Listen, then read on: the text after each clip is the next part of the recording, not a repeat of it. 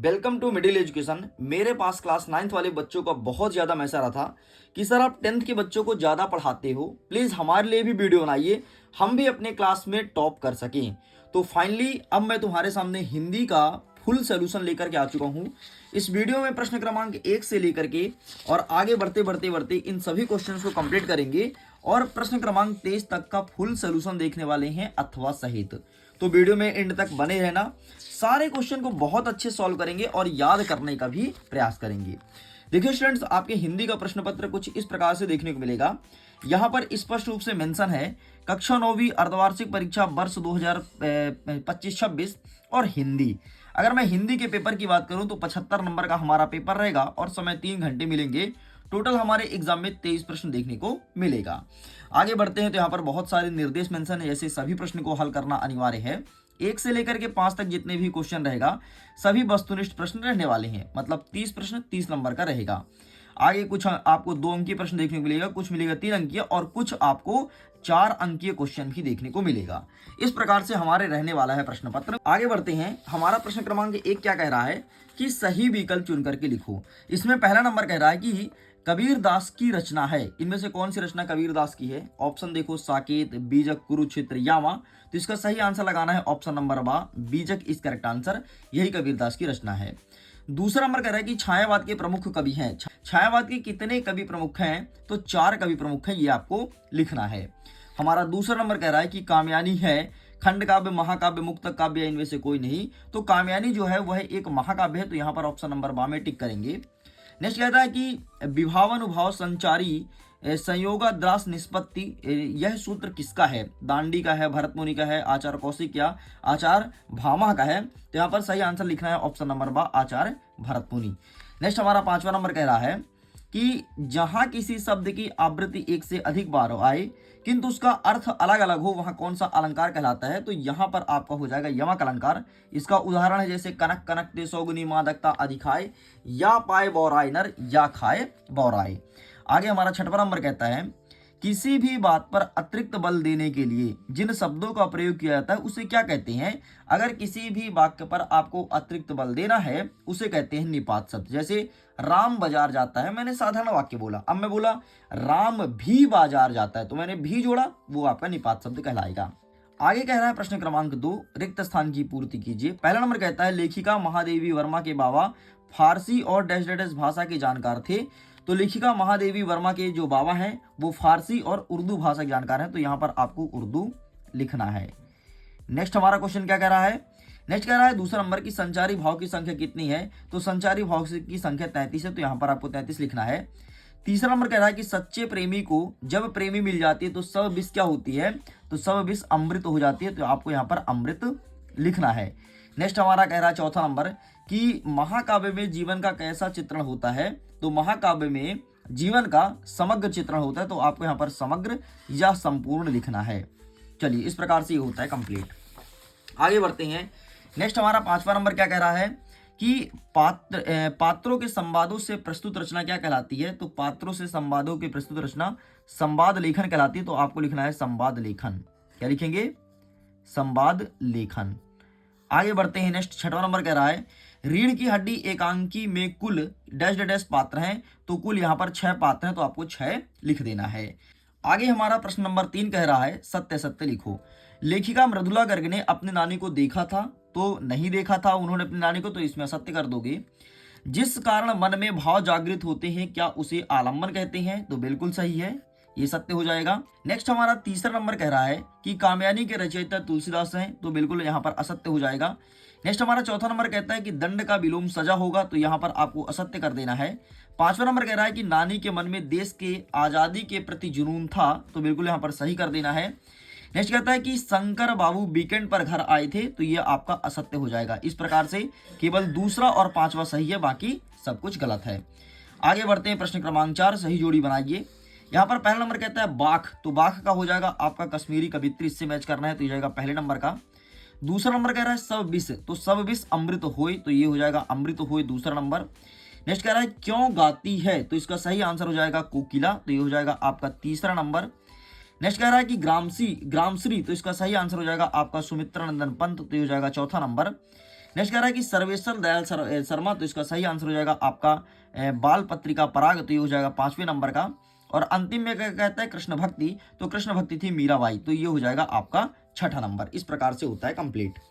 आगे बढ़ते हैं, प्रश्न क्रमांक 5 कह रहा है कि एक वाक्य में उत्तर दो। पहला नंबर कहता है कि गांव में शहरी मेहमान मतलब दामाद को सज धज कर कौन आया था। मतलब ये कह रहा है कि सज धज करके कौन आया था, तो सज धज कर के लिए आया था मेघ या फिर बादल, कुछ भी लिख सकते हो, दोनों में से आपको एक लिखना है और आपको पूरा नंबर दिया जाएगा, दोनों में से कोई एक लिखते हो तो। नेक्स्ट कह रहा है कि प्रबंध काव्य के कितने भेद होते हैं, तो प्रबंध काव्य के 2 भेद होते हैं, तो आपको यहाँ पर सिंपल सा 2 लिखना है। नेक्स्ट कहता है हमारा तीसरा नंबर, रसाक्तम वाक्यम अर्थात रसयुक्त वाक्य ही क्या कहलाता है, तो काव्य कहलाता है, तो आपको यहाँ पर काव्य लिखना है।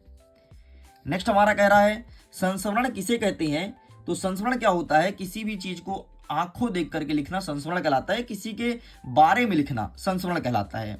नेक्स्ट कहता है कि समास कितने प्रकार के होते हैं, तो समास 6 प्रकार के होते हैं। हमारा 6ठा नंबर कहता है कि लेखिका की परदादी ने मंदिर जाकर के क्या मन्नत मांगी थी, तो उन्होंने मंदिर जाकर के मन्नत मांगा था कि जो भी हमारा मतलब बहू का बच्चा हो वो लड़का ना हो बल्कि लड़की हो, तो लड़की की मन्नत मांगी थी, बस आपको इतना लिखना है। चलिए, तो ओटी सब कुछ कंप्लीट होता है। अब देखिए, अगर इसके पीडीएफ को डाउनलोड करना है तो पीडीएफ का लिंक मिलेगा वीडियो के डिस्क्रिप्शन बॉक्स में, जाइए जाकर के चेकआउट कीजिए और पीडीएफ को जल्दी से जाकर के डाउनलोड कीजिए। विथ सॉल्यूशन पीडीएफ अपलोड हो चुका है। आगे बढ़ते हैं, हमारा प्रश्न क्रमांक 6 कह रहा है कि कोयल की कूकू सुनकर के कवि माखनलाल चतुर्वेदी ने कौन सी प्रतिक्रिया दी, और इसी के अथवा पूछा कि प्रबंध काव्य के कितने भेद हैं, हमें बताना है। तो आइए देखते हैं इसका सही आंसर क्या होगा। तो ये रहा सबसे पहले, ये माखनलाल चतुर्वेदी की क्या प्रतिक्रिया थी, ये लिखना है। और जो प्रबंध काव्य के भेद पूछा है ना, तो ये मैं दिखा देता हूँ। प्रबंध काव्य के 2 भेद होते हैं, एक होता है आपका महाकाव्य, दूसरा होता है खंड काव्य, तो यहाँ पर मेंशन है, ये आंसर लिख करके आना है। आगे बढ़ते हैं, नेक्स्ट हमारा प्रश्न क्रमांक 7 कह रहा है कि छंद किसे कहते हैं और छंद कितने प्रकार के होते हैं, ये हमें बताना है। तो ये रहा इसका आंसर कि छंद किसे कहते हैं और छंद के प्रकार। ये देखो यहाँ पर मेंशन है। सबसे पहले छंद का डेफिनेशन है, और छंद 2 प्रकार का होता है, एक होता है मात्रिक, दूसरा होता है वार्णिक। तो पहले वार्णिक का डिटेल करना है, फिर इसके बाद आपको मात्रिक का डिटेल करके चले आना है। आगे बढ़ते हैं नेक्स्ट क्वेश्चन की तरफ। नेक्स्ट इसी के अथवा में कहता है कि मानवीकरण अलंकार को परिभाषित कीजिए। अलंकार में हमें बताना है मानवीकरण अलंकार, तो ये रहा, टेक अ स्क्रीनशॉट, इसका ही फोटो क्लिक कर लीजिए। आगे बढ़ते हैं, नेक्स्ट हमारा 8वां नंबर कह रहा है कि कवि रसखान और माखनलाल चतुर्वेदी के कला पक्ष लिखना है, साथ ही 2 विशेषताएं बतानी है। वैसे इसका पीडीएफ मैं आपको दे दूंगा, लिंक वीडियो के डिस्क्रिप्शन बॉक्स में है। अलग अलग मैंने कवि परिचय को बहुत अच्छे से लिखा है, वहां से देख लीजिएगा। लेकिन फिर भी अगर आप आंसर देखना चाहते हो, मैं दिखा देता हूँ, इसका आंसर हमारे पास अवेलेबल है। बाकी वहां पर देख लेना, मैं ट्रिक से लिखा हूँ, शॉर्ट तरीके से लिखा हूँ, काफी मजा आएगा जब आप वहां पर पढ़ोगे। तो रसखान जी का सबसे पहले ये रहा, देखो कितना बड़ा है, ठीक है, और माखनलाल चतुर्वेदी के इतना बड़ा है। लेकिन मैंने बहुत ही शॉर्ट तरीके से लिखा गया है, और वो तरीका लिखा हूँ जो एमपी बोर्ड हमेशा बोलता है और जो कक्षा 10वीं में लिखने पर नंबर भी देता है, वैसे मैं लिखा हूँ। आगे हमारा नेक्स्ट कह रहा है कि गोलंबर के पास जनसंपर्क आगे हमारा नेक्स्ट कह रहा है कि गोलंबर के पास जनसंपर्क की गाड़ी क्या ऐलान कर रही थी, और इसके अथवा पूछा है कि सवैया की परिभाषा उदाहरण सहित बताना है। तो मैं चाहता हूं कि जनसंपर्क वाला आंसर आप स्वयं करें कमेंट सेक्शन में। देखता हूं कौन स्टूडेंट इसका सही आंसर देता है, जो स्टूडेंट सही आंसर देगा उसको मैं दूंगा हार्ट, ठीक है। अथवा कह रहा है कि सवैया की परिभाषा उदाहरण सहित लिखना है। तो आइए हम दिखा देते हैं सवैया क्या होता है, बाकी जनसंपर्क वाला आंसर आपको स्वयं करना है, ठीक है। चलो, तो ये रहा तुम्हारे सामने सवैया, तो प्लीज टेक अ स्क्रीनशॉट। आगे बढ़ते हैं, नेक्स्ट प्रश्न नंबर 10 कह रहा है कि भक्ति काल के 2 कवि और उसकी प्रत्येक की रचना बतानी है। इसी के अथवा पूछा है कि छायावाद की 2 प्रमुख विशेषताएं बताइए। तो आइए देखते हैं भक्ति काल के 2 कवि का नाम और उनकी रचनाएं। तो ये रहा तुम्हारे सामने भक्ति काल के कवि, ठीक है, ये क्वेश्चन, और ये रहा इसका ऊपर आंसर, ठीक है, ये कंप्लीट होता है। नेक्स्ट जो आपसे पूछा गया था, तो इसका आंसर आप देख लीजिए, ये रहा है आपके सामने। क्या कहता है आपके क्वेश्चन में, छायावाद की 2 प्रमुख विशेषताएं पूछा है ना। तो आइए छायावाद की भी दिखा देते हैं, ये यहीं पर अवेलेबल है, ये रहा छायावाद की विशेषताएं। तो आप इसका भी फोटो क्लिक कर सकते हैं। नेक्स्ट हमारा प्रश्न क्रमांक 11 कह रहा है कि किस शासक की तुलना तम के प्रभाव से की गई है। तो ये रहा है आपके सामने आंसर, टेक अ स्क्रीनशॉट, आप इसका भी फोटो क्लिक कर लो, ठीक है, ये लिखा है ना। चलिए आगे बढ़ते हैं, कबीर दास जी के शिल्प सौंदर्य की विशेषताएं बतानी है। तो ये यहाँ पर लिखा है, ये तुम्हें विशेषता लिख देना, ठीक है। जो भाव पक्ष में लिखा है, जो कला पक्ष में लिखा है, केवल उतना ही लिख देना, ऊपर के वाला छोड़ देना, ठीक है। ये जो नीचे लिखा है ना भाव पक्ष कला पक्ष, केवल आपको इतना लिख करके चले आना है। आगे हमारा प्रश्न क्रमांक 12 कह रहा है कि भक्ति काल को स्वर्ण युग का काल क्यों कहा जाता है, ये प्रश्न पूछा है। तो ये रहा है आपके सामने आंसर, भक्ति काल को स्वर्ण युग का काल क्यों कहा जाता है। तो आप इसका भी फोटो क्लिक कर लीजिए।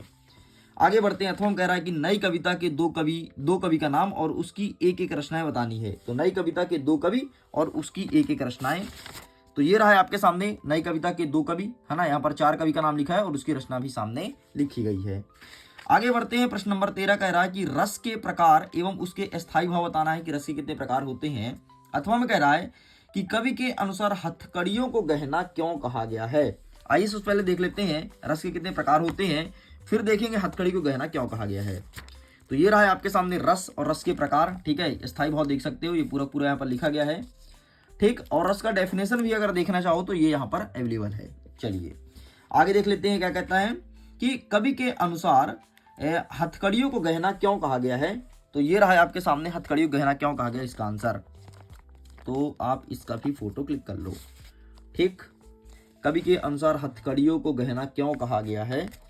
तो एक सेकंड ना, ये रहा, लीजिए भाई इसका भी फोटो खींच लो कि कवि के अनुसार हथकड़ियों को गहना क्यों कहा गया है। आगे बढ़ते हैं प्रश्न क्रमांक 14 की तरफ। 14 नंबर कहता है कि माखन लाल चतुर्वेदी को कोयल से क्यों ईर्षा थी। तो ये रहा तुम्हारे सामने आंसर, ठीक है। वो आखिरकार क्यों जलते थे कोयल से, पूरा पूरा लिखा गया है, ठीक है, स्क्रीनशॉट। और यहीं पर इसके अथवा में कहता है कि निबंध लेखन की 2 विशेषताएं बतानी है। तो आइए दिखा देते हैं निबंध लेखन की 2 विशेषताएं आपको कौन कौन सा लिखना है। तो ये रहा, एंड यहाँ पर देख रहे हो वर्णात्मक, ये पहला पॉइंट लिख देना, और भावात्मक ये दूसरा पॉइंट लिख देना। यही निबंध लेखन की विशेषताएं हैं, ठीक है स्क्रीनशॉट। आगे बढ़ते हैं। नेक्स्ट कह रहा है प्रश्न क्रमांक 15 कि प्रेमचंद्र की 2 रचना लिखते हुए भाषा और शैली लिखना है। और अथवा कहता है कि राहुल संख्यात्रयन की, तो इनका भी मैं दे दूंगा जिस प्रकार से मैंने कवि का बोला है, ठीक वैसे लेखक का दे दूंगा, लेकिन फिर भी मैं आपको दिखा देता हूं अगर आप लिखना चाहते हैं तो आपको किस प्रकार से लिखना है। तो ये रहा है आपके सामने प्रेमचंद्र जी का, ठीक है, स्क्रीनशॉट, एंड ये रहा, ठीक है। तो आप इसका फोटो क्लिक कर लो। और ये रहा राहुल संख्यात्रयन का, ठीक है। तो आप इसका स्क्रीनशॉट ले लीजिए, एंड ये आप इसका भी स्क्रीनशॉट ले लो। चलिए आगे बढ़ते हैं। नेक्स्ट क्या कह रहा है 16 नंबर, यमक अलंकार की परिभाषा देना है उदाहरण सहित। और अथवा कहता है कि लेखक ने तिब्बत की यात्रा किस देश में की और लिखिए। तो लेखक ने तिब्बत की यात्रा नेपाल देश में की थी। और 16 नंबर के ऊपर वाला कहता है यमक अलंकार। तो यमक अलंकार मैं दिखा देता हूँ, यमक अलंकार ये रहा है आपके सामने, ठीक। तो ये तुम्हें लिख देना है, ठीक है, यमक अलंकार। तो आप इसका फोटो खींच लो और यहाँ पर उदाहरण भी नीचे दिया है। चलिए आगे बढ़ते हैं। 17 नंबर कह रहा है कि किस घटना ने सलीम अली के जीवन को ही बदल दिया था। तो ये रहा इसका आंसर, ठीक है। किस घटना ने सलीम अली के जीवन को बदल दिया था। तो ये रहा, किस घटना ने सलीम अली के जीवन को बदल दिया था। चलो आगे बढ़ते हैं। अथवा कह रहा है कि महादेवी वर्मा उर्दू फारसी भाषा क्यों नहीं सीख पाई, क्या कारण था। तो इसका भी आंसर दिखा देता हूं, ये रहा है आपके सामने, ठीक, ये रहा। तो आप इसका भी स्क्रीनशॉट ले लीजिए। आगे बढ़ते हैं। प्रश्न नंबर 18 कह रहा है कि जो काव्यांश दिया है इसका हमें संदर्भ और प्रसंग सहित भावार्थ बताना है। हसमुख हरियाली से हिम आतप, ऐसे करके लिखा गया है। तो आइए दिखा देते हैं कि इसका कहाँ मिलेगा आंसर। तो ये रहा, ठीक, हसमुख हरियाली, ठीक। तो ये रहा संदर्भ, प्रसंग और अर्थ, बस इतना तुम्हें लिख देना है। आगे जो इसका अथवा कह रहा है, अथवा में क्या है कि ऊंचे कुल का जामिए जे करनी ऊंच ना होई, ये वाला प्रश्न पूछा गया है। तो इसका भी आंसर मैं दिखा देता हूं। तो ये रहा है आपके सामने, ऊंचे कुल में जामिए, ठीक। तो आप इसका भी स्क्रीनशॉट ले लो। आगे बढ़ते हैं। प्रश्न नंबर 19 कह रहा है कि निम्नलिखित गद्यांश का संदर्भ प्रसंग सहित भावार्थ लिखना है, ठीक है। तो आप इसे अच्छे से देख लो। और अथवा में ये जानवरों में गधा वाला दिया है, तो आप इसे भी अच्छे से देख लीजिए। तो चलो इसका भी आंसर फटाफट मैं दिखा देता हूँ। तो इसका आंसर ये रहा, हम संस्कृति अस्मिता वाला, ठीक है। तो टेक अ स्क्रीनशॉट, एंड ये रहा है आपके सामने। एक और क्या दिया है, जानवरों में गधा ना। तो जानवरों में गधा, तो ये रहा तुम्हारे सामने जानवरों में गधा। तो आप इसका फोटो क्लिक करो एंड इसका भी क्लिक कर लीजिए। आगे बढ़ते हैं। प्रश्न नंबर 20 कह रहा है कि किसी एक विषय पर अनुच्छेद लिखना है। यातायात के नियम पर, जल है तो कल है, जीवन में पुस्तक की उपयोगिता और अपने गांव अपने शहर पर। तो अनुच्छेद मतलब निबंध टाइप से लिखना है, लेकिन निबंध का छोटा रूप लिखना है। तो आपको ये चीज़ लिखना है। मैं दिखा देता हूँ, अगर मेरे पास आंसर अवेलेबल होगा तो। एक सेकंड में देख लेता हूँ बुक में, वैसे होगा ही होगा, ठीक है। और ये पूछेगा अनुच्छेद लिखना भाई। कौन कौन सा दिया है यहाँ पर, यातायात, यातायात दिया है। और इसके अलावा कौन सा दिया है, जल है तो कल है, तो जल है तो कल है का ये रहा है आपके सामने, ठीक, जल है तो कल है का ये रहा। तो बस आप इसका फोटो क्लिक कर लो। आगे बढ़ते हैं। नेक्स्ट कह रहा है प्रश्न क्रमांक 21, एक गद्यांश दिया है, गद्यांश को पढ़ करके प्रश्न का उत्तर देना है, ठीक है। और ये यहाँ पर लिखा गया है पूरा का पूरा गद्यांश। आइए प्रश्न देखते हैं। प्रश्न कहता है कि ध्वनि प्रदूषण क्या है। तो सिंपल सा 40 डेसिबल से अधिक कम ध्वनि को शोर माना जाता है, ठीक है। अधिक की ध्वनि को क्या लिखा है, 40 डेसिबल से अधिक की ध्वनि को शोर माना जाता है। तो ये हो जाएगा आपके पहले नंबर का उत्तर। नेक्स्ट कह रहा है कि उपयुक्त अनुच्छेद का सारांश लिखो। तो सिंपल सा आपको क्या करना है, इस अनुच्छेद को पूरा पढ़ना आप यहां से लेकर के यहां तक, ठीक है, कंप्लीट। और तुमको जो समझ में आए वो लिख देना, वही इसका सारांश कहलाएगा।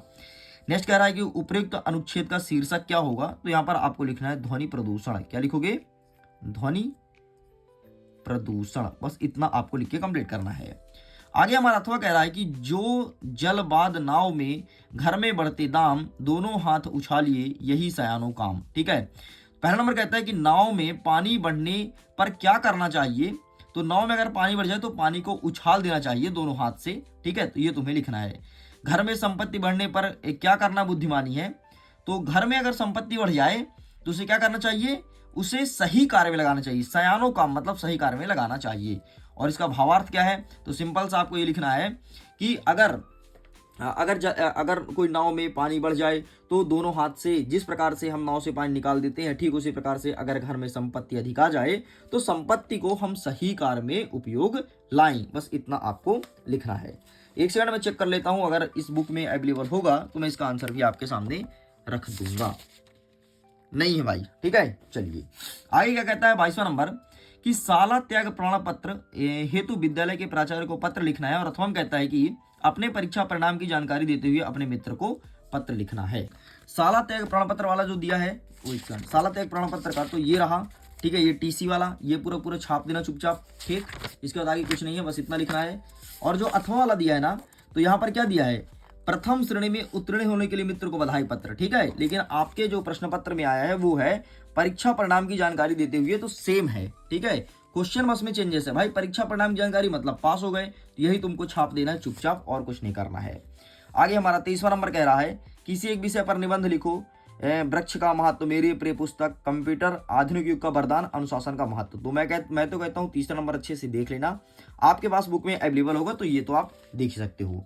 इस प्रकार से स्टूडेंट, जैसे कि मैंने प्रॉमिस किया था 1 से लेकर के कंप्लीट सोल्यूशन दूंगा, तो फाइनली सोल्यूशन मैंने कंप्लीट करा दिया। वीडियो पसंद आया तो वीडियो को लाइक करिए, अपने मित्रों तक शेयर कीजिए। पहली बार है चैनल को सब्सक्राइब जरूर कीजिएगा।